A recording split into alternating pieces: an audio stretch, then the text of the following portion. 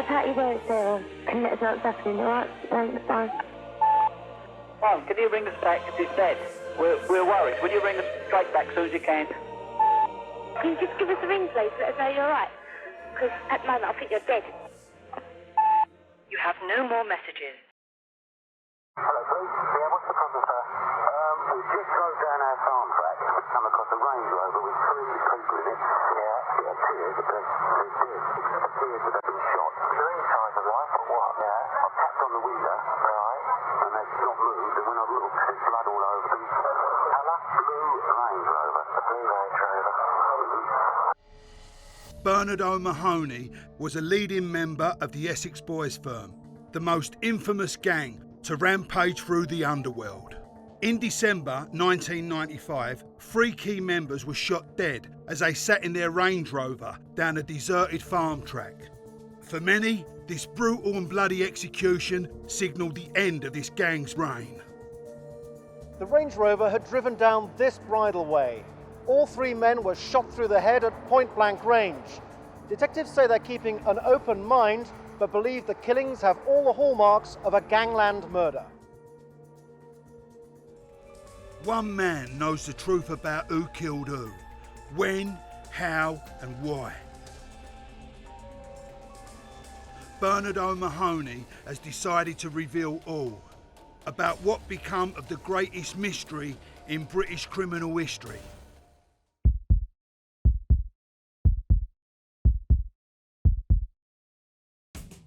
As a young man, I had caused my own mother great distress after immersing myself in danger and violent crime. Aged 26, I decided it was time to give myself and my mother some well-deserved peace. After completing my second prison sentence for violence, I arrived in Basildon to start afresh with Deborah, an Essex girl I had met whilst working abroad. I was determined to embark upon a new life, free from danger and free from crime. Soon after moving to Basildon, I became involved with fundraising for a 10-year-old boy who had suffered horrific injuries in a car accident. I was contacted by the infamous Craig twins, who said that they too wished to help. A friendship developed between us, and Reggie Cray offered to secure me work as a bouncer at his friend's club in Basildon. 2 days later, I went to meet the head doorman, Dave Venables. So I went through those doors up the stairs, where I went through the usual who wants to know who you're looking for. I was introduced to Dave Venables. He gave me the job and told me to come here next Friday and start work, which is what I did. I soon learned that Clubland was going through a dramatic change. Disco was dead and was being replaced by raves that were held outside or in disused industrial units. Lagerlouts with bad attitudes were being replaced by smartly dressed, drug-fueled, knife-wielding villains. Commuting to Essex from the East End of London, they wanted to flood the county with a new love drug called ecstasy. This is the front door of Raquel's nightclub, or what remains of it. According to the media, it was the most violent club in Europe, and most of the violence took place here at the front door. The majority of the doormen would stand at the front door, as our policy was, you only let your own trouble in, so if there was going to be bother, we'd sooner it be here, and we'd have it with whoever came to the door. We didn't want to let them in, they weren't coming in. I met a man named Tony Tucker, who ran a large and well-respected door firm.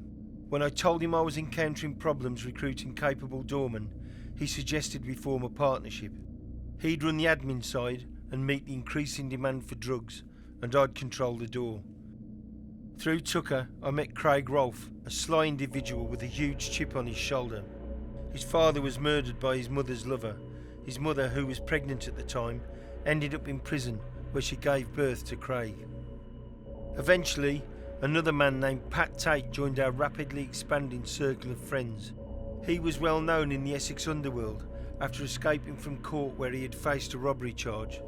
He beat up the officers guarding him, vaulted the dock and jumped onto the back of a waiting motorcycle. He later surfaced in Spain. I'd gone over there, but in them days, if you remember rightly, all the villains were there. I found him a very nice geezer. I really got on well with him. I liked him a lot, but obviously he wasn't on drugs at the time, you know, and the stuff that happened consequently, You know, once they start putting drugs up their nose and mistreating other people, then obviously people are going to get to dislike them. Despite his criminal makeup, those that knew Tate back then always talk of him in glowing terms. Barry Dorman, an ex-Met police officer, was friends with Tate since first meeting him in his teens. In the 70s, Pat was just a teenager and I was in my early 20s. He had an aura about him. We just took an instant like to one another. Pat got involved in bodybuilding, and once he started taking steroids, there was a change in his personality. I would say he was more aggressive and less calm. He was always a little bit agitated. From then on, he started getting in trouble with the police. This isn't the Pat Tate that I knew. And as a result, we distanced ourselves from one another. Then Pat got in trouble again, and I didn't see him for a while. The reason Dorman didn't see Tate for a while was because he was in prison. Whilst incarcerated, Tate had met 4 men. Mick Steele was a career criminal, serving 9 years for importing cannabis into the UK by plane. Darren Nichols was a wannabe, serving 3 years for distributing counterfeit cash. And brothers Jack and John Womes were petty crooks, serving 18 months for selling stolen car parts. Michael Steele was opposite Jack's room. Next to me was Nichols, Darren Nichols, Farley Reid was next to him, all on the same wing. After about a fortnight, Pat Tate arrived from Swaleside, where Steele was originally come from. Steele kept himself to himself, educated man, an engineer. He was in for importation of drugs, he was a pilot. Darren Nichols, he was just, he was in for money laundering with Farley Reid next door to him. They were selling drugs in Honestly Bay, kept the drugs in their light. I describe my brother like Steele, because I always thought it's strange that they was room to room and they clicked. They was both into engineering and they got on like an house on fire. There was a few problems within the jail. There was someone thieving out of the cells. When they was thieving out the cells, they deal with it within the prison. You know, the inmates deal with it. And they chose two people to go around searching the cells. So me and Pat was chosen. So we go around, search every single cell around the whole place and find nothing. No missing phone cards, no missing soaps, toiletries, all what's gone missing. And then one of the guys in one of the other cells comes forward and says, "It's my mate." So they goes in, finds all the stuff what he's been nicking, and we all goes off over to dinner. When we come back, this guy had been beaten black and blue up on the landing, beaten black and blue. So me and Pat comes walking up the stairs and he goes, "Oh, what's going on here?" And then they knew who it was, had been stealing the stuff. So because they beat him and he's sitting there, you know, nearly unconscious, leaning against the landing like this, Pat's come up and has gone, "No, you don't do it like that, you don't do it like that." So he takes a sauce bottle out of the room opposite, which was his Turkish guys in there who used to give us food every night. Takes a red sauce bottle, smashes it on the side, goes outside and sticks it into the guy's face, and the blood just spurts into the room everywhere. And this guy's screaming out, so then Pat picks him up, walks over to the landing and goes, drops him. Buddha. So that guy was finished. In July 1994, a team of promoters began putting on raves at Raquel's. Tony Tucker's drug dealers patrolled the dance floor, meeting the demand for ecstasy and cocaine. He would supply them with their stock, so he knew there was no shit being sold in the club, and initially things did run smoothly. In the same month, Pat Tate was released from prison. On his first visit to Raquel's, he brought with him a friend named Steve Nipperellis, who he had met in Chelmsford Jail. Pat Tate turned up in Chelmsford, he was massive, you couldn't miss him. And he used to go down to the gym, I used to train, try and do my bit of training, and Pat and I became mates. I got out in 91, and when he got out in 94, he came to stay with me in my flat. Basically, he got out, Sarah, his girlfriend, was pregnant, or I think she'd given birth in. She didn't have room in her flat, so Pat came and stayed with me. And we sort of led our life of criminal activities. Through him, I got introduced to Tony Tucker and Craig Rolfe. The rave culture made drugs socially acceptable amongst young people. But like alcohol, there were always those that felt the need to consume excessive amounts. Tucker, Tate and Rolfe began taking cocktails of drugs and their personalities began to change. One moment they would be laughing and joking, the next they would be plotting to murder someone. I grew up in the East End in the 50s and 60s, and it was only idiots that took drugs. That's how it was.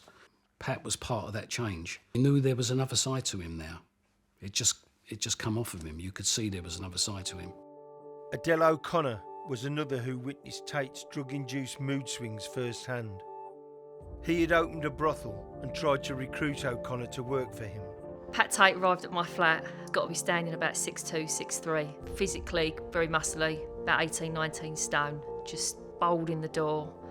Hello, I'm Pat, and just thought I was actually there for a job as one of the girls, as in to be working for him, where we didn't set off on good footing because I told Pat that's not what I was there for. I was more looking for a managerial or administrative position, which at first he started laughing, was trying to convince me to have my hair in pigtails and that I'd earn a lot more money doing other things. But I just said, no, that's not for me. Pat had a couple of friends. One friend I met, Tony Tucker. I was given the impression they'd been friends maybe 10, 15 years. They took a lot of drugs. To start with, it was just pills, which back 94, 95 seemed to be very socially acceptable. Then it sort of progressed onto cocaine, but not too bad. They were just really party animals. They would go out clubbing and they would just keep going and going and going. I remember Pat turning up with a friend in another car, basically with two great big holdalls, saying, can you just stick them in the other room, don't touch them, leave them there until I ring you and bring them with you. It must have been about 2 hours I had to wait for him to ring me. It was a real long 2 hours, and then I had to get a cab. And he was really insistent, don't let the cab driver hold these bags, you hold them. Don't let them touch them. And they were heavy. And I had to go over to Raleigh in Essex and meet them at a party. And there was guns in there. They were big guns. Fair play to Nipper, he come out and met me. He was there, ready to take them off me. Pat would keep a gun in a parlour. A lot of the girls were unaware of it, but I knew he had one there. There was always drugs in the parlour. Yeah, we could have got raided at any point, but you just became aware of it being there, and after a while, like I say, it just became very acceptable of how his life was. It was the drug taking that just spiralled so quick, from a pill or a couple of pills or quite several in their cases, to the cocaine, and then progressed onto the crack. And yet again, I'd never seen a crack pipe before. Many a time he used to go mad at me because I'd throw him in the bin. I'd think, oh, let's get rid of this and try and keep the place tidy. And him and Tony would sit there for hours and hours just doing crack. And until they told me how much one day they'd got for and how much money they'd spent, I was horrified. They were quite happy sitting there, but they just seemed to get through so much. I don't think, even now, I've never seen anyone take as many drugs as those two did. I just never seen it. They just didn't stop from the moment they got up to literally they knocked themselves out going to sleep. They were just always taking drugs. It was to the point where they couldn't really even go out. They would stay in and literally lock themselves away just so they could sit and do drugs. When they was together, it was like an explosion. They sort of encouraged one another to be over the top in everything. And if you wasn't one of them, you was an outsider. It was obvious. Crack cocaine soon turned Tucker and Tate into unstable and extremely dangerous people. When Steve Ellis made a childish remark to Tucker's 15-year-old mistress, Donna Garwood, it nearly cost him his life. Donna's phoned me up one Sunday night. He said, where's Tony? I said, he was home with Aaron, probably shaking the arse off her by now. She told Tony. 10 days later, Tucker came round, let himself in, so I gave him a key, and he was with Pete Cuffey and Craig Rolfe. Tucker just said to me, he said, where's the gun? And he was referring to a 2-2 revolver. And it was under the stairs, so I got it out, I said, look, it's clean, it's loaded, so be careful. With that, he had the gun in his right hand, he grabbed me by the throat, He pushed me against the wall and he was just banging a gun in my head. And he kept saying, fuck my bird up the arse, fuck my bird up the arse, I'll show you what you can do. And I didn't know what he was referring to. He was referring to when Donna had phoned me up and said, where's Tony? And I said, oh, he's probably home fucking the arse off Hannah by now. So he kept bashing this gun in my head and I just kept thinking I'm dead. I knew it was loaded, so I'd loaded it. He stared me by the throat and he walked me down the hallway to the back bedroom, put me on the bed. I just resigned myself to the fact I was dead. I just thought I'm dead. He was frothing, his eyes were out his nut, and he kept saying, I'm going to show you what this can do. So anyway, after how long he got off me, put the gun away, pulled out a meat cleaver, and he said, your hand or your foot? I just thought, well, if you take off my foot, I won't be able to run. If you take off my hand, I'll still shoot you, prick. So I held out my right hand, shut my eyes, thought I'm going to scream, I'm going to cry, but I'm going to kill you. And I kept thinking, I'm going to scream, I'm going to cry, but I'm going to kill you. Nothing happened. I don't know after how long I looked up, and he was standing there grinning. With that, he put here's a meat cleaver, he put it back in his top, and he walked out of the room, and I got off the bed and went, what the fuck have I done, Tucker? And he turned back round, pulled out the meat cleaver, and he went like that to hit me on the head, and I just thought, we'll do it. Pete Cuffey pushed me in the room, and he went, let him calm down, let him calm down. I said, I haven't done anything. Tucker left, but Steve Ellis knew he would have to strike first, or he would end up seriously wounded or dead. I went up to London, got the handgun, bought the bulletproof, come back, went and got a pump action off someone. I used to drive around looking for Pat, Tony and Craig. Basically, it was me against them. On Sunday, the 20th of November, Pat Tate was at home getting ready for Tony Tucker's birthday party. As he moved about in the bathroom, Steve Ellis watched him through the frosted glass. Picking up a house brick, Ellis hurled it through the window and took aim with his gun. The following morning, 2 detectives called at my home and asked where I'd been and who I'd been with. I'd been working at Raquel's but sensed from their questioning that something bad had happened, and so I rang Tony Tucker. 30 minutes later, we met outside Basildon Hospital, and he was telling me a story that initially I found hard to believe. Tucker and Rolfe had injected a man named Kevin Whitaker with a lethal cocktail of ketamine and cocaine. It was meant to teach him a lesson over an unpaid debt, but Whitaker died, and so they dumped his body in a nearby ditch. That weekend was eventful to say the least, but the madness was far from over. A few days later, Ellis, armed with a shotgun, confronted Tucker and Rolfe.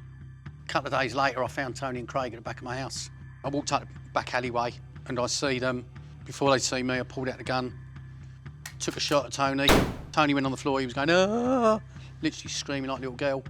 Not screaming, he was whimpering like a little kid. The gun misfired. He's looked up, seen me, goes, I'm going to get you for that now. Nick, I went, you are here, prick. Pulled the gun, bullet went. He ran off, chased him up the road, him and Craig up the road. They got away, but then Pat was in hospital after he got shot the first time, and he made a statement saying it was me. And then Tony and Craig made a statement saying I chased him up the road with pump action. Basically all grassed me up and I eventually got nicked. Unable to adhere to the criminal code that the trio often preached, they had sought protection from the police when Ellis had responded to their bullying. Barry Dorman visited Tate whilst he was in hospital and found him talking to an officer. When I went up, there was a police officer there with him who was talking to him. He seemed to take that as if it was just one of those things, like I've been shot. Very, very strange. My thoughts on Tucker and Tate had begun to change. In fact, I now despised them. Drugs had turned them into bullies and cowards. It was okay for them to attack Ellis and his family, but not okay for him to retaliate. What did they really expect Ellis to do? I had no choice. Couldn't go to the police and say, look, I've been threatened by Pat, Tony and Craig. So what are they going to do? Pull them in and say, naughty, naughty, don't threaten Nipper. And then I'm a grass as well. I had no choice. I've got 5 sisters, and they threatened to kidnap one of them and take her fingers off until I was man enough to go and face them. And it was just me against them, because I had no choice. Because there was no way out, and I said, Colton, stick a bullet in my head, because I've got no choice. You asked Leach to shoot you? Yeah.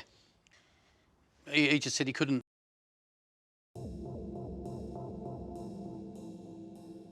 Darren Nichols had been impressed by Tate whilst they were in prison. He fantasised about being Tate's right-hand man, He saw himself as an international drug baron with serious connections. When he heard through the grapevine that Tate had been shot, he went in search of Mick Steele and Jack Wilmes in the hope that they could help him contact his hero.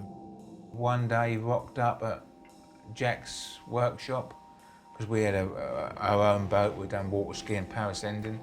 Rocked up there with his family. I wanted to come down the beach for a day, in which they did come down the beach, roller ski, riding the boat. I can still to this day remember Nichols riding in the boat, you know, his wife and kids on the beach playing with our kids and the rest of it. And Nichols come over really to make contact, but I think he was just trying to make contact because he asked for Steele's number. And why do you think Nichols would want to make contact with Tate? Pat fed him with the steroids, so Pat was sending him the steroids. Pat was then feeding him with drugs. Tate and Tucker hadn't forgotten Steve Ellis. They planned to lure him to the hospital and then shoot him as he approached Tate's bed. They had even hidden a gun under his pillow to carry out the killing. One evening I visited the hospital to sort out a bit of business with Tucker, who was now constantly at Tate's side. I was introduced to Darren Nichols, who was boasting to Tate about the money to be made from importing drugs. Tate grew tired of Nichols and began to ridicule him, and so I made my excuses and left. The following morning, a nurse found the gun in Tate's bed. He was arrested and returned to prison. Whilst Tate was in prison, I was caught in possession of a gun, and so I knew my time at Raquel's was limited. I purchased a house on the Essex coast and by coincidence moved into it on the day that Tate was released. It was Halloween, and I was in no doubt that the good people of Essex were going to experience a lot more tricks than treats in the coming months. Pat was Pat, but you knew there was something else going on with Pat. There's always something else going on with him. You could sense it. There was indeed something going on with Pat Tate. He and Tucker had set up a syndicate to raise money for drug importations. Shady businessmen, car dealers and villains all invested various amounts, and Tate assured them that their money would be doubled within 7 days. Tucker and Tate raised £125,000. Rather foolishly, they chose Darren Nichols to be their courier. He in turn employed a friend named Francis Reed as his assistant. He come over, he brought the money over via the ferry in the car, come on a bit of a jolly up where we brought one of his mates with him, Reed, had come over, gone into Amsterdam, bought the drugs, Stone's Cafe in Amsterdam, drove it down to this beach here, and when they got to this beach here, the boat would have been coming across from the UK, and when the boat come across, it would have probably used these 2 landing marks here. They would give that, and the evidence that he'd give would have been the 2 poles up, 2 pipes up, which would have been the second pipe would have been this pipe. The sewage pipe here. Yeah, the sewage pipe here. This would have been the one. So the boat would have pulled up alongside. Nichols would have run out here with the bags. They would have dumped the shipment onto the boat. One shipment probably would have gone back in the car. So one went back to the UK by car, and the rest goes by boat. And so did Nichols think himself as a bit of a international drug smuggler, or was it a bit of fun at first? I think to begin with, obviously the money was there. He come with his mate Farney, Reed. They was using it as a bit of a jolly up to begin with, and then it got serious. There's money involved. There was prostitutes in Amsterdam, roulette wheel on the boat over there, a while of a time, and then they was getting paid when they was getting back for the drugs. Nichols was little more than a bungling idiot. He lost all of his money on the roulette wheel on the boat, and so when he tried to hire a car for the return journey, his credit card was declined. The Dutch drug dealers had to take him to their office so that he could use their phone. He rang his wife, and they then had to wait an hour while she walked to a bank to pay in some cash. Nichols and the Dutchman then caught a cab back to the car hire depot, but Nichols left Tate's £125,000 in the cab. They all chased the vehicle through the streets until the driver eventually pulled over.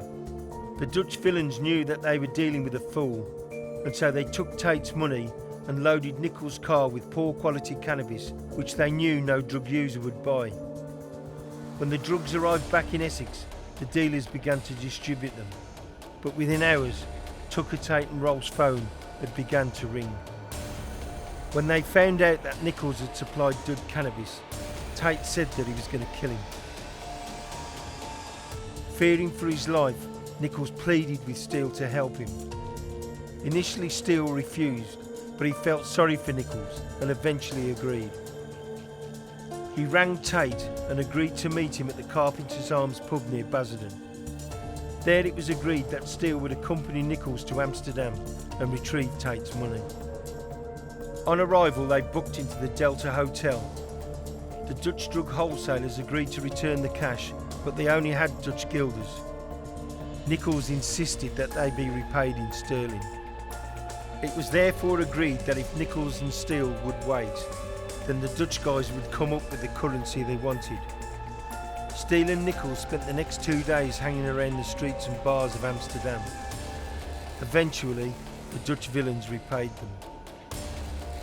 The plan was to meet Pat Tate and Craig Rolfe at a ferry port in Belgium and hand over the money.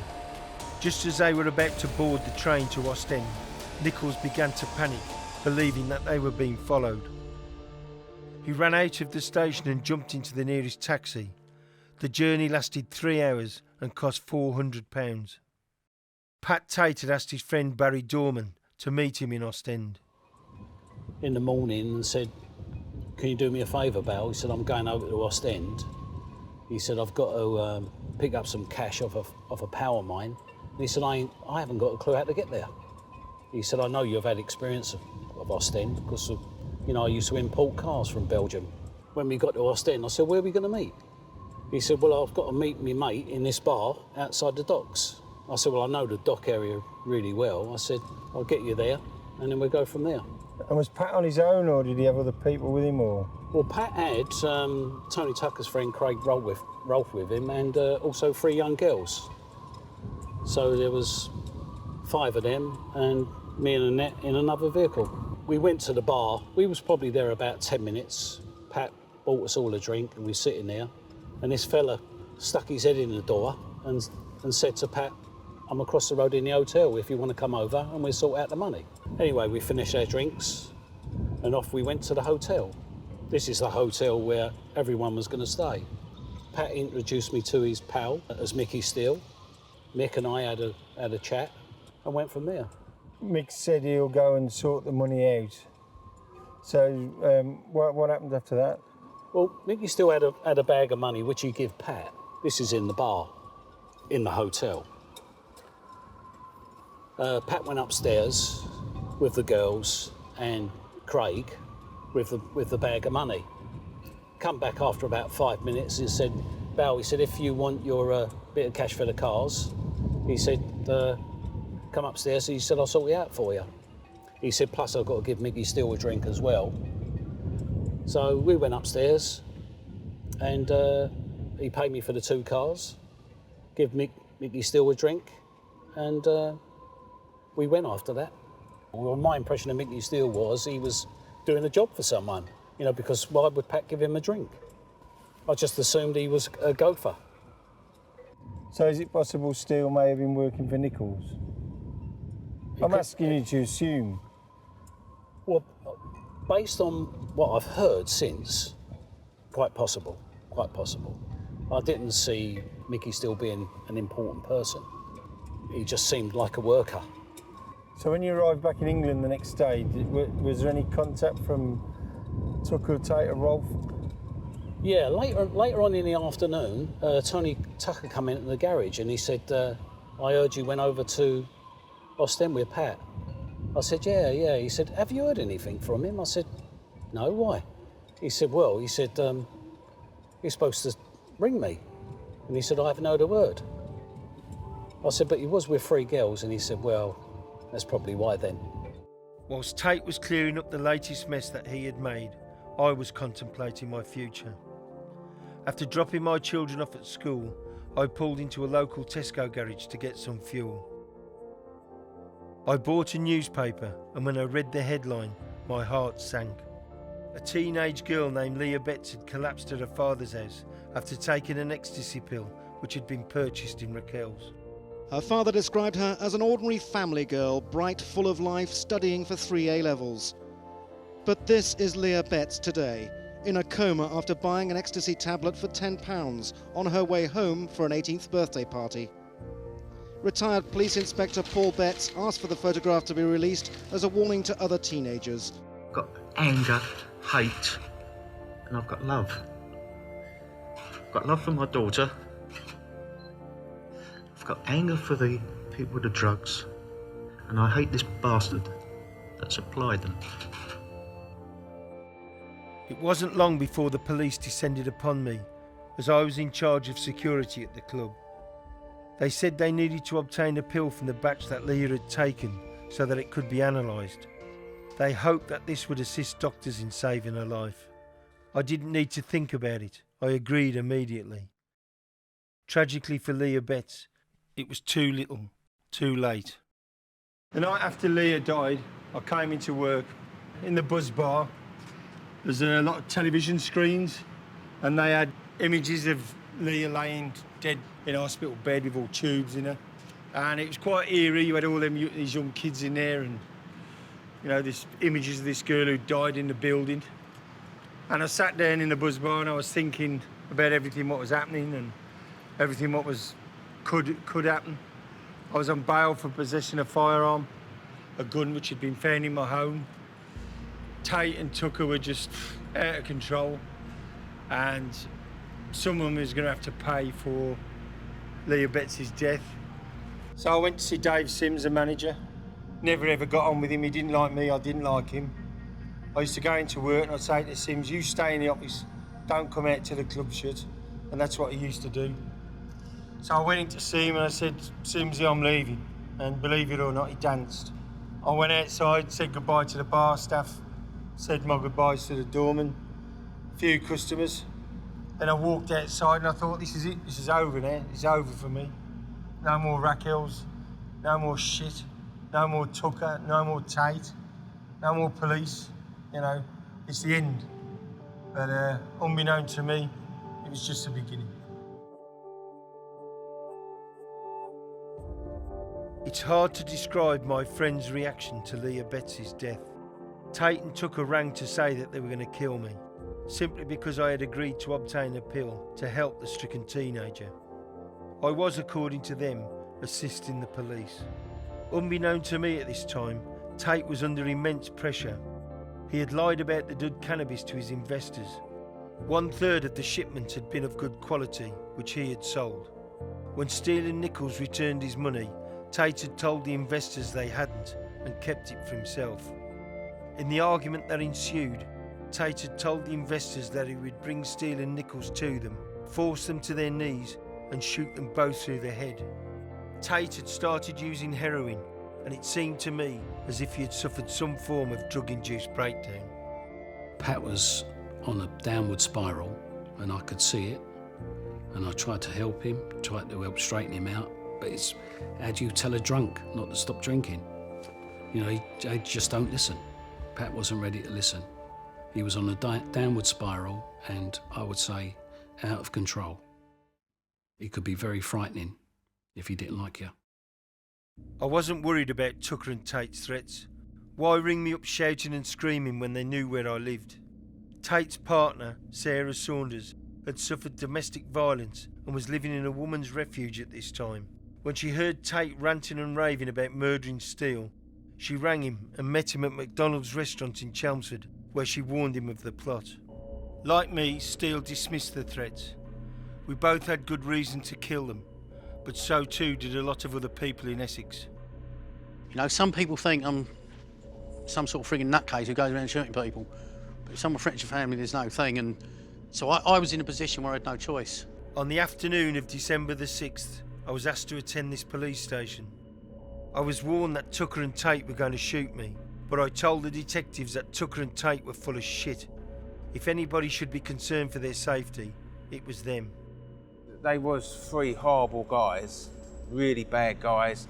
They've robbed a lot of people, done a lot of bad things, and there was a lot of people queuing to waste them. And they just upset the wrong people at the wrong time. Nipper got a phone call when Pat had first come out, and Nipple was in a real panic saying, I've had it on good authority that the police basically want you gone. They really have had enough of you, they want you shot. And Pat just laughed. He didn't even care. And he went, I'm not going to stop what I'm doing. I'm enjoying myself. If they want me shot, they can shoot me. But that was his attitude to anyone. Him and Tony really did think at one point they were invincible. I can remember Billy coming down to the garage one day and he said, I've heard that you're close friends with Pat. When you see him next, can you have a word with him? Because he's getting out of control. And I asked Bill what he was talking about. He told me, because we never see that side of Pat. All we see was Pat as a car dealer. But it must have been pretty serious. Must have been pretty serious for Billy to come down and say to me, have a word with your mate. Well, I went to the club there where you was to look for him. That's right. Because, you know, there was a bit of a conflict and I needed to talk to him, you know. For some reason, Tucker, was it Tucker? Tucker wouldn't come and meet me. So he sorted out with Pat Tate to come see me. And I told him what the score was and what was going down and how, you know, they're upsetting wrong people. And they're not prepared to come and talk about it. And I said, you do realise you're with him all the time, ain't you? So, and if anything goes down, you're going to get it as well as him. If someone creeps up behind you and goes bang in the back of the head, don't be surprised because, you know, he said, well, he looked me in the eye and he said, well, if it happens, it happens. So then I knew it was no good trying to talk to him or the other one. And at the end of the day, obviously, if there is a problem with Billy, I only stand on one side of the fence. It wasn't just fellow villains and friends that Tate was threatening to maim or kill. After Adele O'Connor and Tate's mother argued with him about his behaviour, he turned on them too. Us falling out was inevitable. We all sort of parted company over things that I just couldn't tolerate anymore. The girls were partying more with Pat and Tony than working, which didn't leave me in a position, or his mum. His mum would tell him off, but by then he wouldn't listen to anyone. I still kept in contact with Pat's mum, Marie, but I was done with working in that environment. I think it was just all drawing to an end, and I'm sort of glad I walked away when I did. After turning on his own mother, Tate warned her that she ought to be careful when walking her dog. When Marie asked her son what he meant, he said that she could end up under the wheels of a lorry. Marie was so frightened that she carried a note in her pocket which said, if anything happens to me, my son Pat is somehow involved. People were trying to warn Tucker and Tate about their behaviour, but the advice just fell on deaf ears. At 6 p.m. on December the 6th, 1995, one or more of the people Tate, Tucker and Rolfe had upset summoned them to a meeting. They were due to have dinner with their girlfriends at 8, and so they didn't intend on being long. By the following day, news had leaked out that the three men had been shot in the Range Rover. So how did you feel when you heard they'd been murdered? What do you want me to say? I come in my pants, happy. Various different happy feelings. Everyone could see it coming, and I think when that actual announcement that they'd been shot, I don't think there was that many people that were shocked because they hit Essex in such a big way and in such a short space of time. 5 months after the murders, police arrested Darren Nichols in possession of 10 kilos of cannabis. He was taken to Chelmsford police station and interviewed later that night. At the end of the interview, DC Winston, who had been questioning Nichols, said, I don't intend to say any more about the possession with intent to supply at the moment. The time by my watch is now 11:35 p.m. and you're going to be arrested for being involved in the murders of Pat Tate, Craig Rolfe and Tony Tucker. Do you wish to make any comment to the fact you've now been arrested for these murders? After a long pause, Nichols exhaled and said no comment. When the full extent of the evidence against Nichols was revealed, it dawned on him that he was in a hopeless position. He asked to speak to a senior officer, and it was agreed that if he gave evidence against his friends Jack Womes and Mick Steele, he would not face prosecution for the murders. When the trial took place at the Old Bailey, despite Nichols having a history of deception and lies, the jury believed him, and Steele and Womes were found guilty.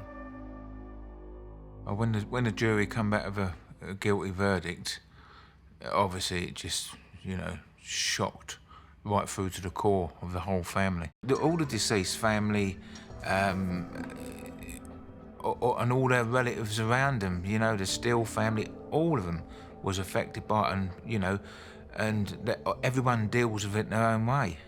You use a certain thing to get yourself through that. You know, mine was keeping focused on the campaign. And, you know, like even the deceased families, they must have had certain ways to cope with the situation, or try to cope with the situation, and they must have focused themselves on something. And, you know, my heart goes out to them and all, because at the end of the day, them families should know who killed their Pat, Tony and Craig. They should know.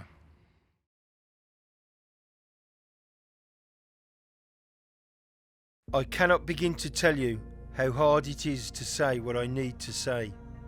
Firstly, I have to agree with John and say that the truth needs to be told.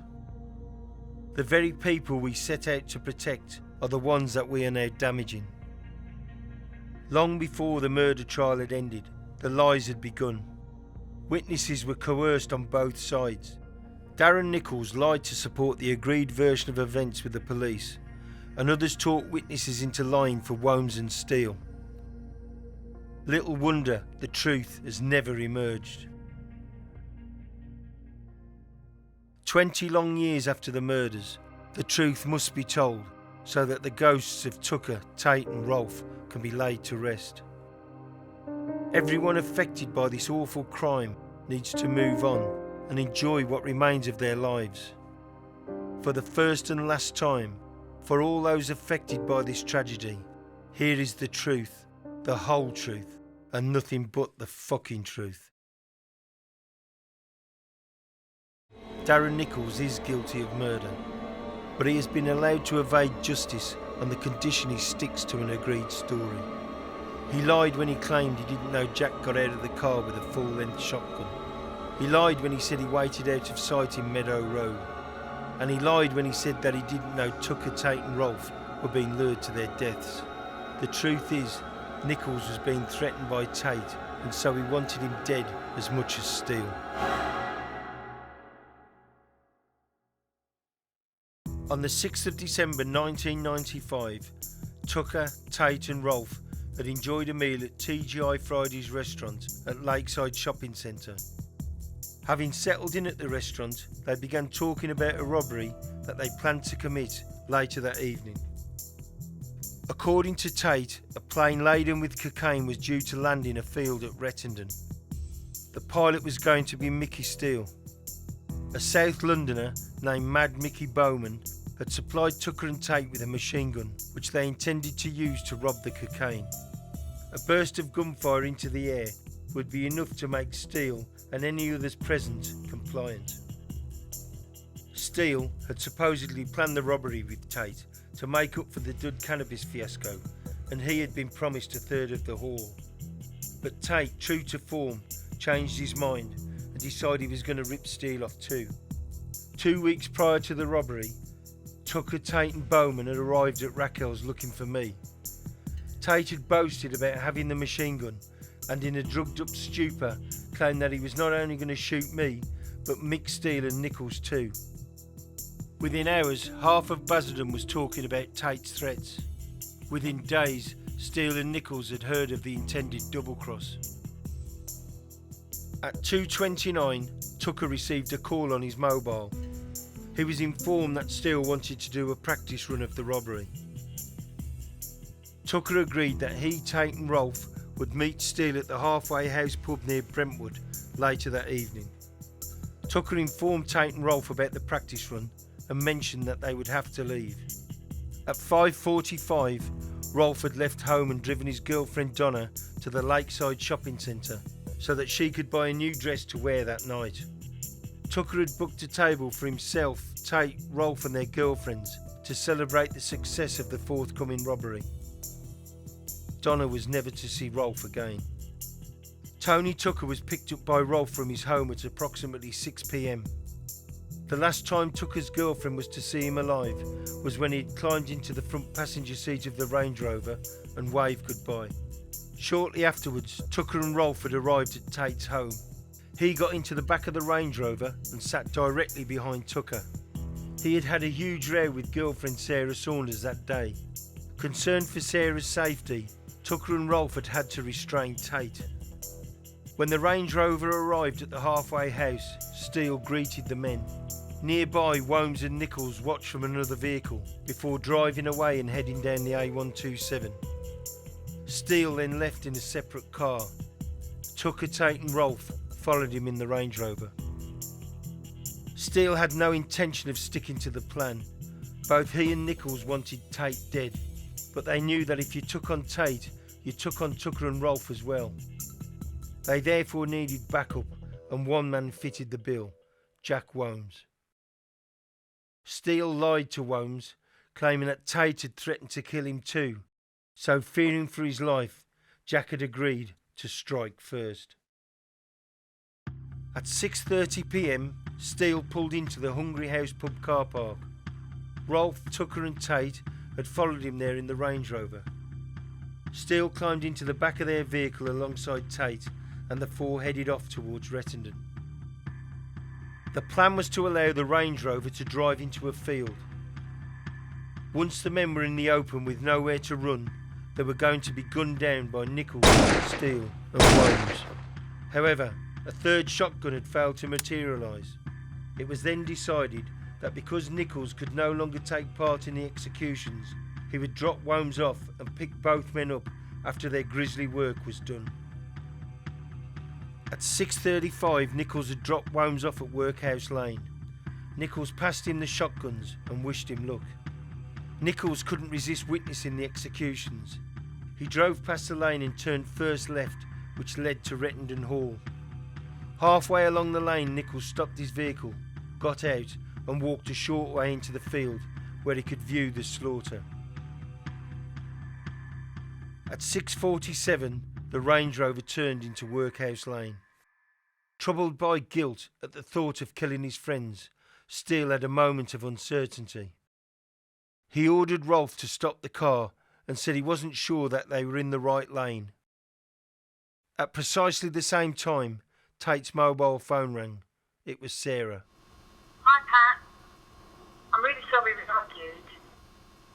I was wrong and shouldn't have said those things. Okay babe, I love you. Steele, who always had feelings for Sarah, was engulfed with jealousy. His uncertainty turned to anger. Fucking drive on, drive on.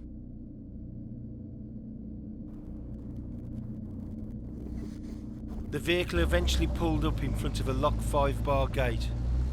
Stay here and keep warm. I will get the gate, Steele said as he got out of the Range Rover. When his door opened, the vehicle's interior light came on. This prevented those sitting inside the car from seeing what was going on outside. Jack Womes emerged from nearby bushes, clutching 2 shotguns. He gave one to Steele and then approached the open rear door. Womes pointed his gun at Tate in the back seat and pulled the trigger. The shot skimmed Tate's head and smashed the offside rear passenger window. Adjusting his aim, Womes fired again. This time the lead shot punched a hole in Tate's torso, damaging his liver. He didn't want Tate to die just yet. According to Steele, he was the one who had threatened to kill him, and so it was him he wanted to watch suffer. Turning his gun swiftly towards Rolfe, Womes squeezed the trigger. The blast ripped through the headset and smashed into Rolfe's head, just behind the ear. He died instantly. His hands remained on the steering wheel and his foot was still firmly on the brake. Womes pointed his gun at Tucker's head and shot him.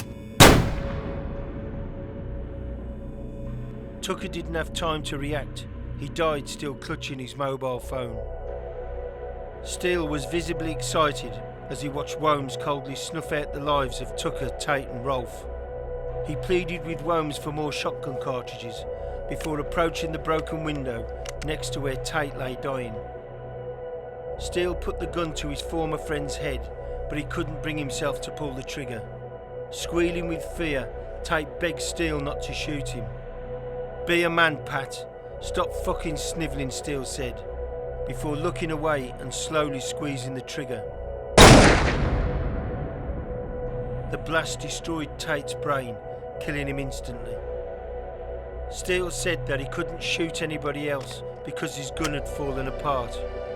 Cool and calmly, Wholmes shot both Rolfe and Tucker in the back of the head.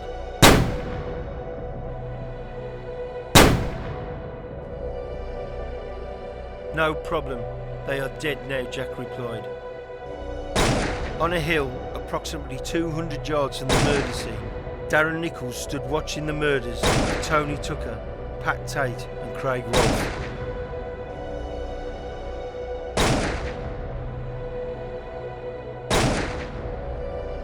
Soon after the final shot had been fired, his phone rang. It was 6:59 p.m. Unable to initially get a signal, Wholmes had waved his phone in the air before walking into a field. After 15 paces, his phone picked up a signal and he dialed Nichols' number. Nichols answered, and moments later, all three men left the murder scene.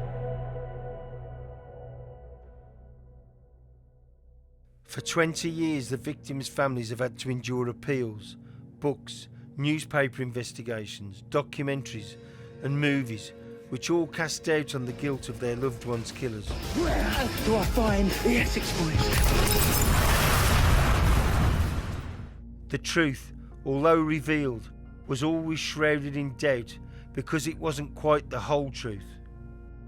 I accept that John Wholmes and I are guilty of prolonging people's misery, but the police and Darren Nichols also have to take some responsibility. Had Nichols stood in the dock alongside Steele and Wholmes, the media circus that ensued could never have happened.